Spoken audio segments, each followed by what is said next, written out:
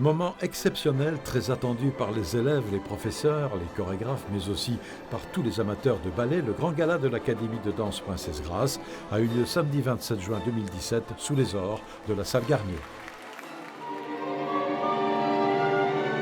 La première partie, Pas d'adieu, regroupant des extraits de La Bayadère, Black Swan, In Memorial, Carmen, Les Indomptés et Roméo et Juliette, était dansée par les 12 élèves qui, après 4 années d'études au sein de l'Académie, sont les diplômés de cette année 2017. Tous, et c'est très important, assez extraordinaire même, tous vont intégrer à la rentrée de grandes compagnies internationales comme par exemple le Théâtre Mariinsky, le Ballet de Zurich, le Ballet Royal suédois, le Ballet National d'État de Bavière à Munich, le Ballet écossais et les ballets de Monte-Carlo.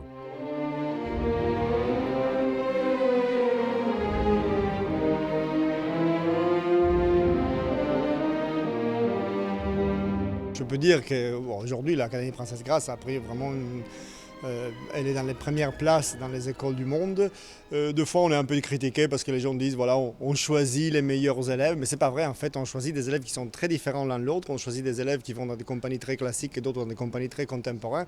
C'est vrai que ce qu'on choisit ici à Monaco, c'est des élèves qui ont quelque chose pour pouvoir avancer. On ne choisit pas juste d'avoir un élève parce qu'on a besoin d'un élève en plus, mais on choisit d'avoir des gens qui ont quelque chose à raconter. Et cette année, je peux dire, enfin, on le verra dans la première partie du spectacle, où chaque élève a son petit pas des deux, ils ont tous quelque chose de bien à raconter.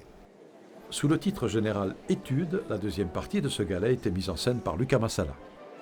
C'est un ballet qui a été créé dans les années 40, si je ne me trompe pas, en Danemark. C'est un ballet très classique, c'est presque comme une classe de danse. J'ai repris le ballet, il y a 20 morceaux de musique, c'est des études pour piano que Czerny a fait et qui a été réorchestré. Et 20 morceaux de 2 à 5 minutes chacun que j'ai fait chorégraphier par 10 chorégraphes différents. Alors on a une nouveauté aussi. Enfin, Jean-Christophe Maillot a bien voulu jouer le jeu et là aussi il a eu le temps de le faire. Il a créé une pièce pour les élèves, c'est l'adage d'études. Et sinon, j'ai 9 chorégraphes différents qui ont pris un morceau de musique et l'ont transformé selon ce qu'eux voyaient.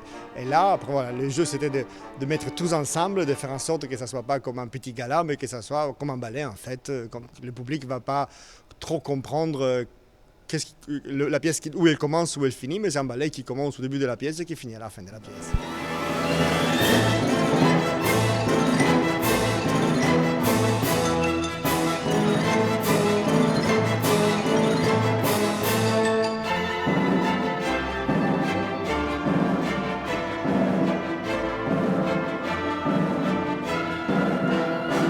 Jean-Christophe Maillot, le directeur des ballets de Monte-Carlo, qui regroupe, rappelons-le, la compagnie de danse, le festival Monaco Dance Forum et l'Académie de danse Princesse Grace, a participé en tant que chorégraphe au spectacle.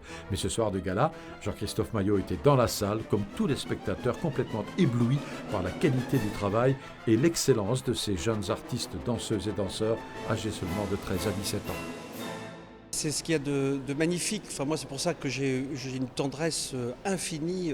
Je dis toujours pour tous les danseurs, même ceux qui ne sont peut-être pas les meilleurs, parce que c'est vraiment un engagement. Alors je pense qu'il y a sûrement d'autres êtres humains qui s'engagent avec passion dans ce qu'ils font et qui sacrifient des tas de choses pour le faire. Mais c'est vrai que cette demande physique, en plus, cette remise en cause permanente, cet objectif qu'on n'atteint jamais, cette perfection qui n'est pas atteignable, cette remise en question, cette autocritique, et puis ce temps court de carrière est quelque chose d'assez particulier. C'est ce qui fait la beauté de ce métier. Encore une fois, c'est un métier de partage et d'une certaine manière, on est totalement seul face à soi-même et on est toujours responsable de son destin. Donc je crois que c'est vraiment une belle école de vie.